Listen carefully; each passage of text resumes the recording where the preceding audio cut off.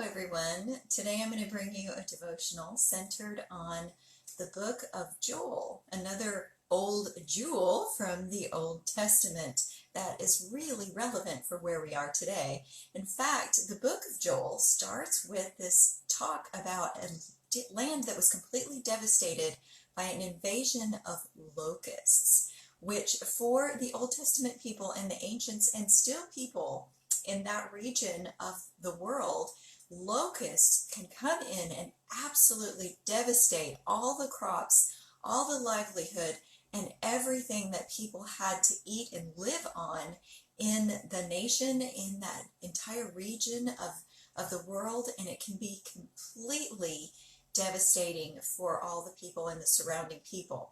So that was what was happening in Judah during the time of the book of Joel.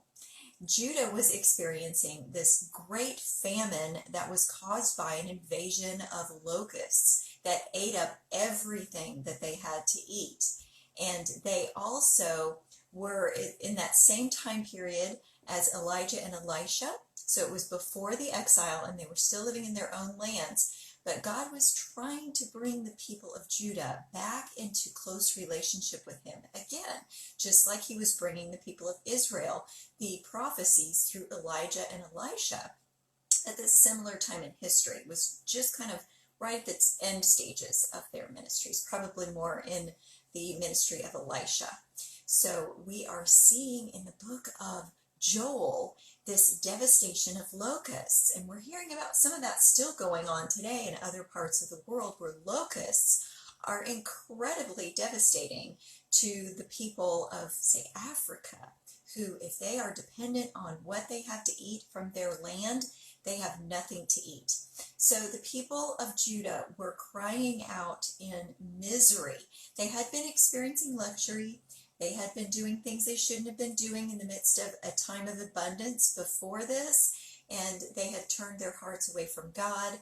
They were selling their children for luxuries, and sometimes we see that today where we've given up things that are important, like our relationships with our children or with our family members or with God, especially, for the luxuries that we're focusing and centering our lives around, and the incomes that we see as our jobs being so important, our careers being so important, and we go, and we forget to stop and take time to worship God and spend time with our families. And now we're experiencing a time of great desolation and devastation.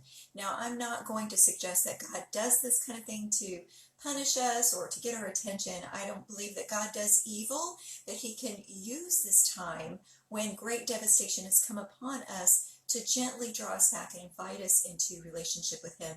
If we so choose to turn our hearts back to him, we can use this time when we have lost the things that were distracting us and have the opportunity now to focus back on God and realize the things that are very important.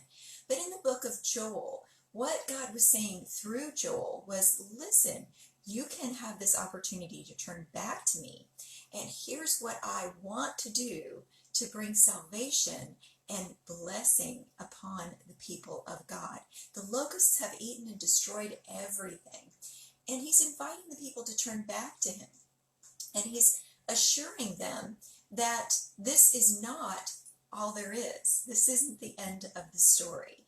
He says there's locusts that are coming in, but I am sending you grain and new wine and olive oil.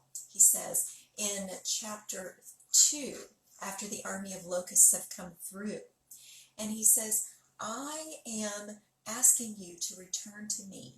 Don't just tear your clothing and put on a display of repentance, but just turn your hearts back to me, the Lord says. He says in chapter 2, verse 13, rend your hearts, not your garments. Return to the Lord your God, for he is gracious and compassionate, slow to anger, and abounding in love. And he relents from sending calamity. So this is God's nature. We see that verse, that same phrasing over and over again throughout the Old Testament. So when you think about God, think about him being gracious and compassionate, slow to anger, and abounding in love. And sometimes you see and faithfulness. God is faithful to fulfill his promise, which is good news because he doesn't promise small. God always brings great big promises of blessings. He says again in verse 19, I'm sending you new grain and new wine and olive oil, enough to satisfy you fully. Never again will I make you an object of scorn to the nations.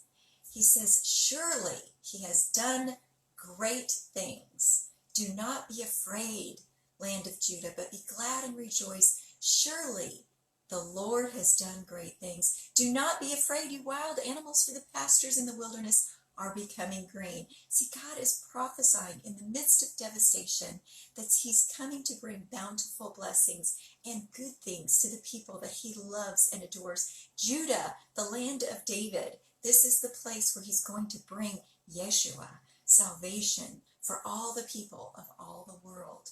And he says the trees are bearing their fruit, the fig tree and the vine yield their riches. And they're looking out. They don't see this yet. All they see is locust-eaten land, and that's where we are. We don't see any blessings coming yet. But in verse 23, it says, be glad, people of Zion. People of Zion are the people of God. Rejoice in the Lord your God, for he's given you the autumn rains because he is faithful. He sends you abundant showers, both autumn and spring rains as before. And in that area of the world, the autumn rains are the gentle rains, not thunderstorms, not hurricanes, but these gentle, drenching, sweet rains that just go deep into the earth. They don't create flooding. They're slow and easy and gentle, and they permeate the ground. They don't roll over into your yard and fill up and create problems for you. These rains are showers of blessings, and that's what God is promising, something that's going to bring, in verse 24, the threshing floors filled with grain, the vats overflowing with new wine and oil. And here comes his big God-sized promise. I will repay you for the years the locusts have eaten, the great locust and the young locust. And he goes to describe every kind of locust, because sometimes when we think we have problems, we'll say, God will take care of these problems, but not those problems. And he'll focus on that problem, but not this problem. This one's too small. That one's maybe a God-sized problem. But God doesn't discern between what troubles us as whether it's important to him or not.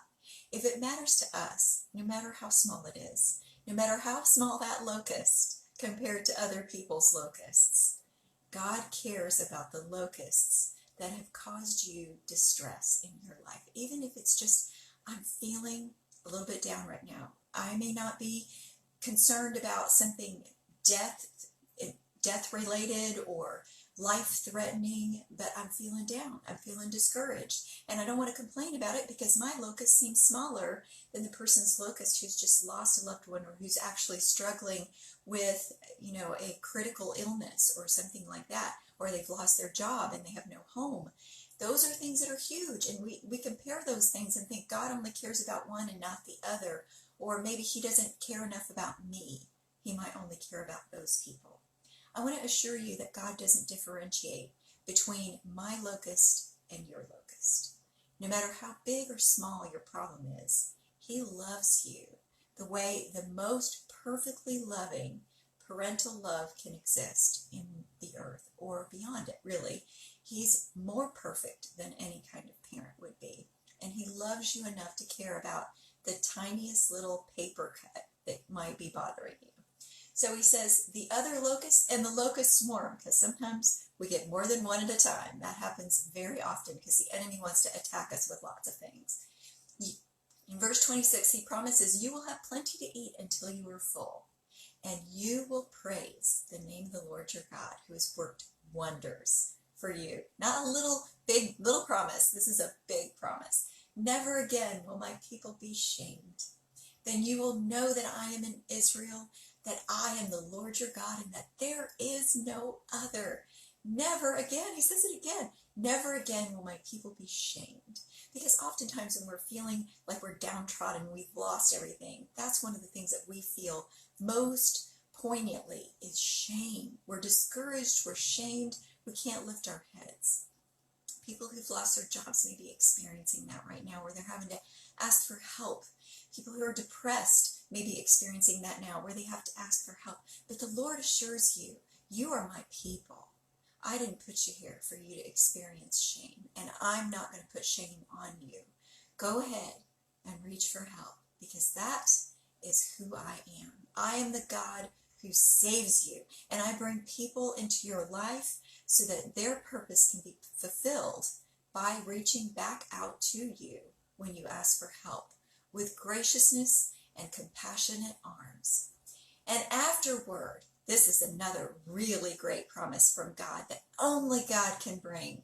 This is my favorite part of the book of Joel, and this is what we can specifically be looking for right now in our promise for our locust-filled land today.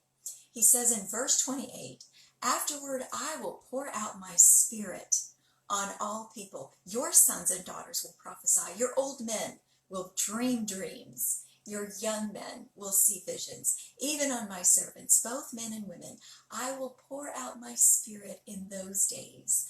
I will show wonders in the heavens and on the earth.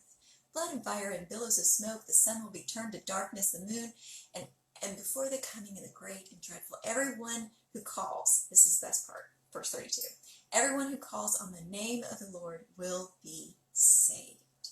For on Mount Zion and in Jerusalem there will be deliverance, as the Lord has said, even among the survivors whom the Lord calls." So the Lord is calling us to be survivors, to be the people of God who stand up and receive those dreams and receive those visions. Whether you're young or you're old, God can put his visions in you, his dreams in your heart, and he will call you forth to be his people and to receive his promise and be part of the fulfillment of his promise across the earth.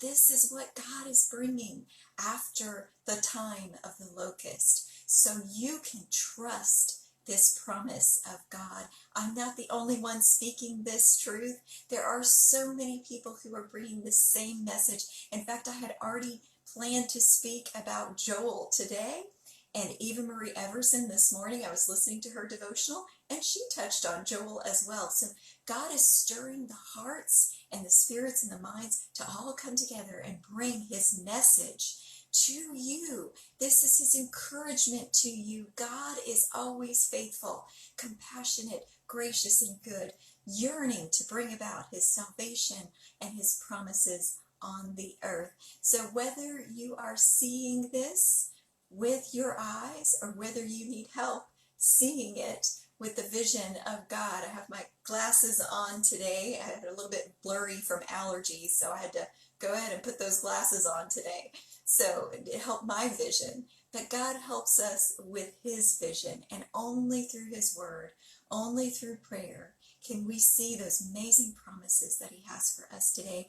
I hope that encourages you and bolsters you to move forward with the hope and the renewed spirit that you need to have to shine in your days, whether the locust is still here, whether it's leaving, or whether you just can look past it and see God is faithful in his promise, coming for me, and he's going to get me through this time until then. So be blessed, and I look forward to seeing all of you wonderful people again. Bye-bye.